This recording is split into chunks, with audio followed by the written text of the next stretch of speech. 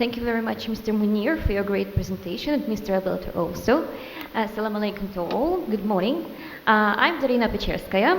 I'm an analyst of global fertilizer market at World Fertilizer Market publication that is a part of ChemCourier Information Agency. And, well, I would like, could you please help? Thank you very much. I would like to present to you all the report that is more dedicated to CIS fertilizers market, and I would like to talk about different markets of raw materials and nitrogen-based fertilizers and phosphate-based fertilizers as well, and like the overall overview of those fertilizers. Just main changes that were in 2018 and 2019. Well, also I would like to make some points at urea forecast for FOB Baltic Sea, FOB Egypt, NOLA, and Middle East, and to present to you all our short forecast. Well, I would like to start from ammonia market. Well, well, as you all know, CIS region is one of the major supplying regions of ammonia, and according to WFM's estimates, well, ammonia seaborne exports in total from the main Black Sea and Baltic Sea ports, they have been around 2.998 million ton, and they reached 3.6 million ton in 2019. Well, to make long story short, I would like to start to talk about a bit regarding Ukrainian ammonia production.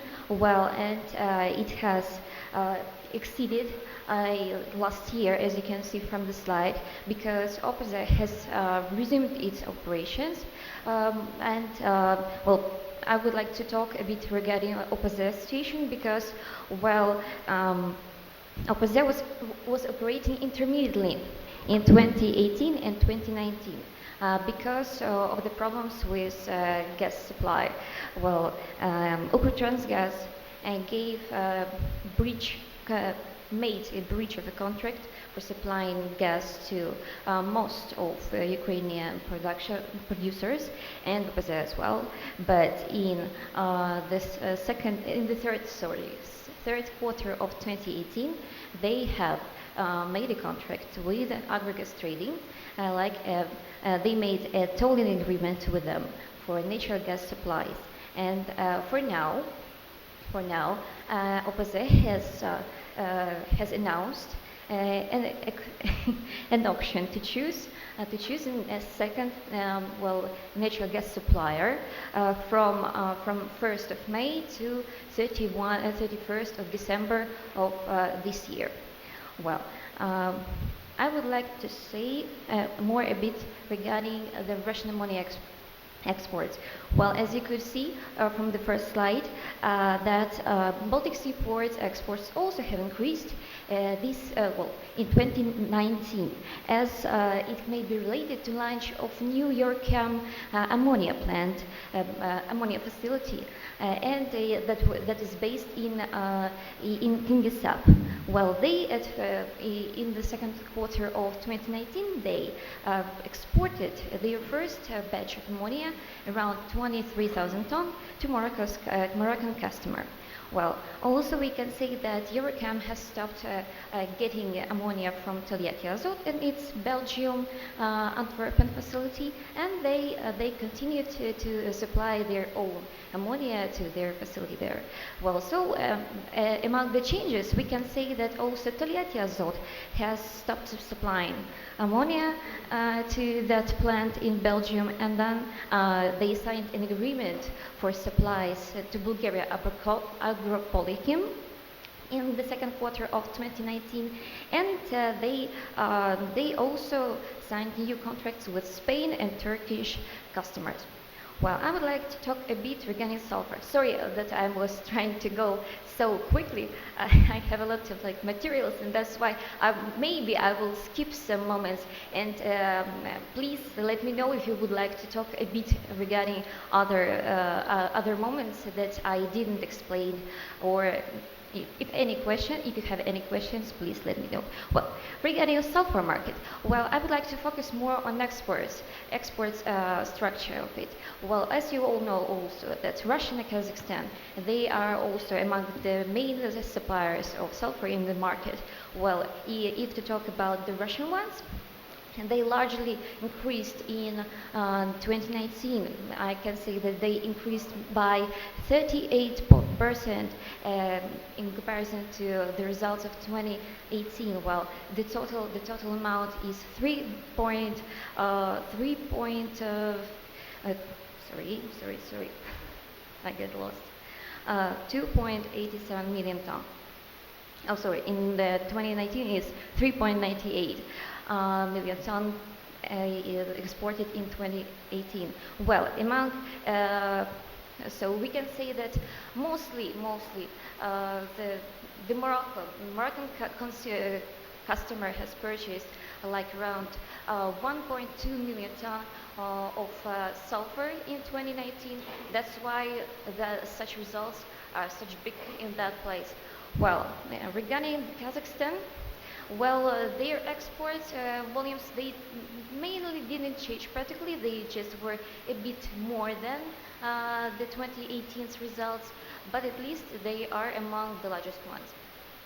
Well, however, the exports shares have increased in China, shares of Kazakhstan sulfur increased in China and Brazil and Egypt. Well, then let's go to the phosphate-based fertilizers. Well, at first I would like to say that sorry, I'm a bit nervous. Sorry. Well, numerous talks are about the Russian phosphate fertilizer market, and the numerous talks tell that that it is growing now. Well, the statistics make sense here, but in the export figures you can see that MAP exports have decreased in 2019 by 12%, and the DEP, and NPK, they decreased only by 1%. Well, in 2019, if you look at this slide, MAP production has decreased by 27%, as Fosagro has decided not to produce a lot of MAP at their Chernobyl facility, and they paid more attention of their work at DEP exports that were increased in 2018 by 11%. Well, let's see next. Oh, I would like to maybe to skip this slide. Well, if you would like to know more, you can ask me about that. Well, the next one is regarding the Russian NPK market. Well, and we can say that, sorry, more nervous. Well, NPK market, NPK exports to Ukraine have been decreased in 2019 due to the embargo introduction in Ukraine on the 1st of July, this last year. Well, information about the possible introduction ban has made Ukrainian customers to order more of Russian fertilizers before that time, because they knew about that. Well, and that's why such import share of Russian fertilizer in Ukraine is not so big as it would be imagined. Well, if to talk about Ukraine's imports, Ukrainian NP and NPK situation, we can say that mainly because of Russian embargo, NPK production has increased by itself. But other market indicators like NP production, NP imports, NPK imports, even not considering that NPK supplies have been increased from Morocco, Jordan, Greece, Bulgaria, Latvia, and Belarus, well, those market indicators have decreased, well, if to say shortly. Sorry, I have skipped that information. If to talk about the NPK production, well, it was also decreased last year in Russia because of some technical problems at Akron's Dorgobush plant that was producing and exporting less in the second part of 2019. Well, let's go to the N-based fertilizers. Well, I would like to start it first regarding the ammonium nitrate market. And I would like to say like the most interesting part of it maybe, well, because we have a lot of slides here and maybe not each of them may be the most interesting. I would like to say that ammonium nitrate market is growing now, and that's among the largest importers of Russian ammonium nitrate are, let's see, oh no, it's Ukrainian one, sorry. Among the largest importers are Brazil, that has imported 20% more than it was in 2018, and well, Central Asia, North America, and India.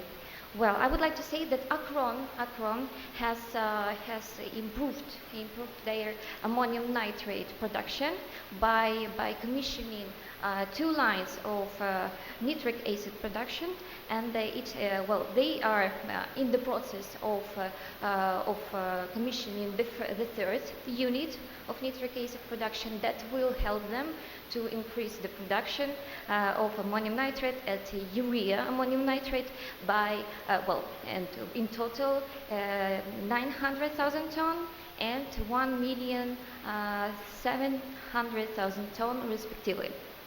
Well, if to talk regarding the Ukrainian ammonium nitrate and calcium ammonium nitrate market, so we can say that the output has been increased, of course, but because, largely we can say that it was increased because in 2018 they weren't working correctly because of also non-availability of raw materials, unfortunately.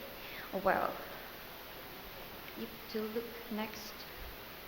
Oh, yeah, but we also can tell that like import shares have been varied in 2019 because of large supplies from Bulgaria's Algopolychem, then also and Georgian ones.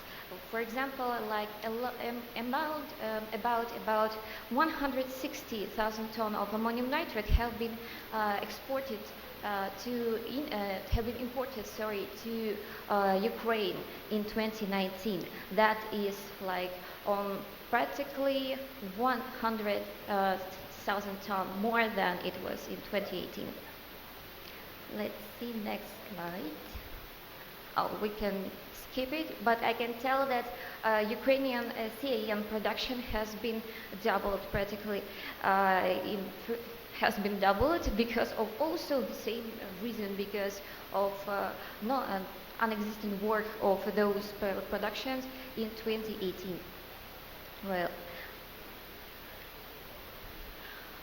we can say that urea ammonium nitrate exports, they have been rising like by 30% because of also a modernization of the existing lines in Russian production, and because of protective duties in Europe, they couldn't export their material to European customers, and that's why they had to switch it to Australia and Argentina.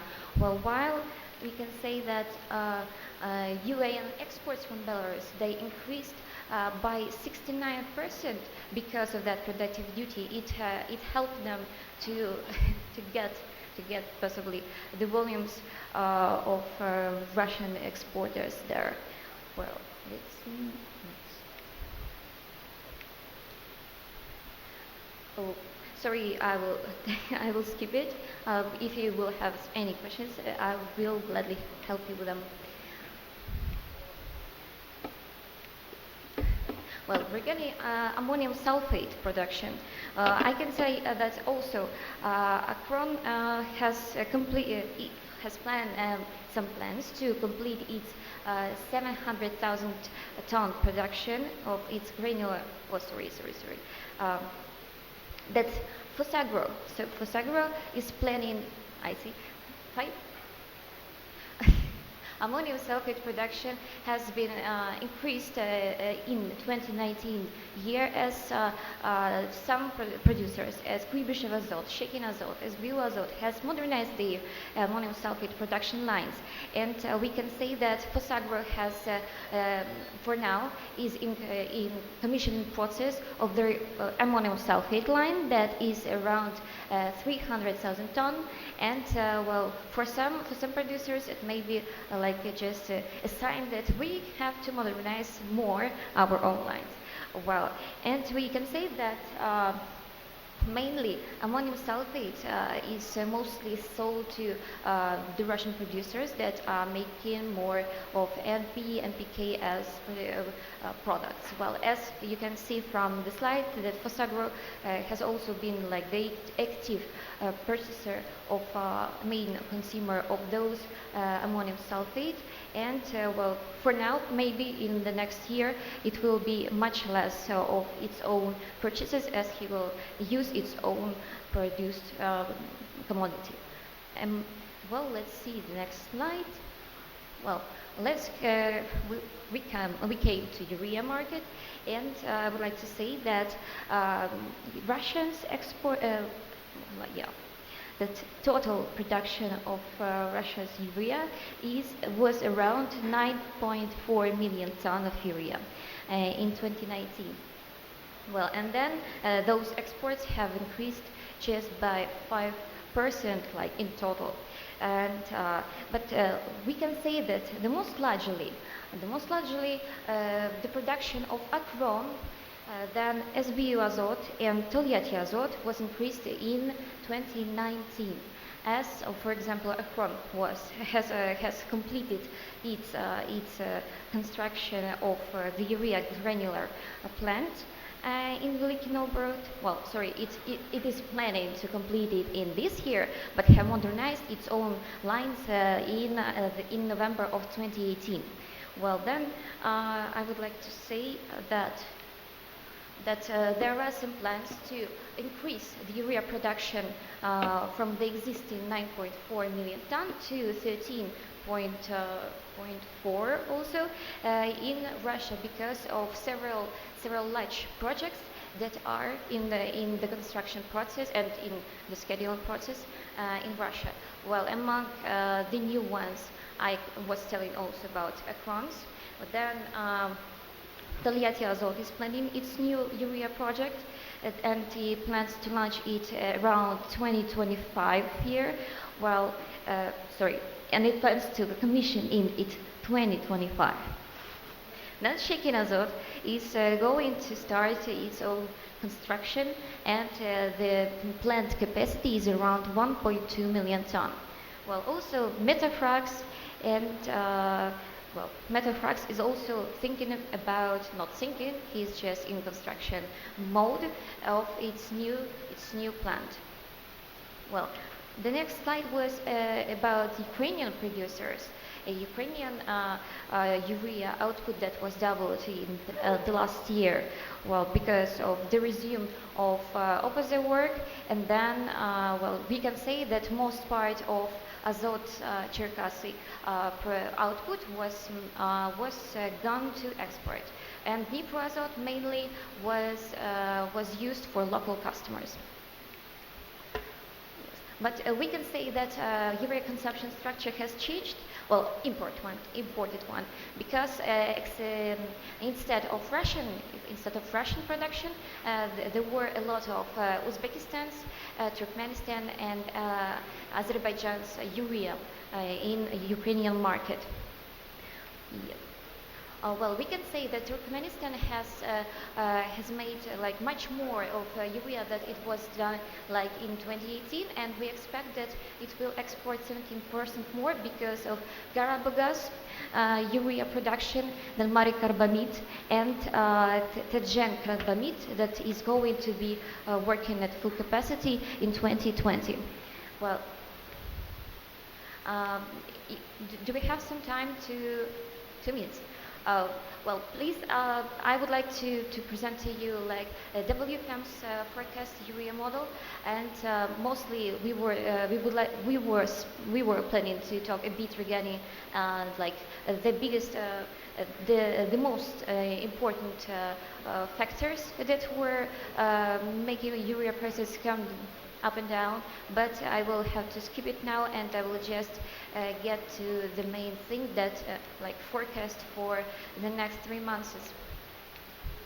Well, we also were like thinking about the factors that were like influencing on the market in 2019, and we would like to say that oh, sorry, how to skip. Oh, so we can say that well, our model forecasting for quotations for perennial urea in FOB basis like of Egypt, for FOB Baltic Sea, NOLA, and Middle East, and we believe that they may be the most indicative for a global market. And this model uses historical prices for urea, like and the futures for urea, then considers an impact of natural gas prices, corn, wheat, and cotton prices. Well, this model has been used for making that short term outlook. Well, we think also that like the factors that could help us to make that outlook are such factors like up and down, and you can see here that we include here like that Europe keeps buying nitrogen-based fertilizers until June, but still we expect that the total amount of the consumpted fertilizers will be much less because they try to change their consumption structure to more urea with inhibitors that will be less than the just standard granular urea one.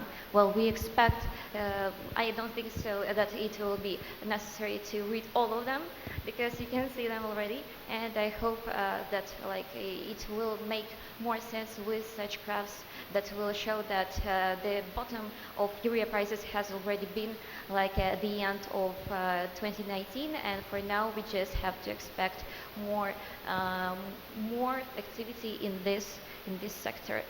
Well, thank you very much for your attention. I hope that it wasn't very long.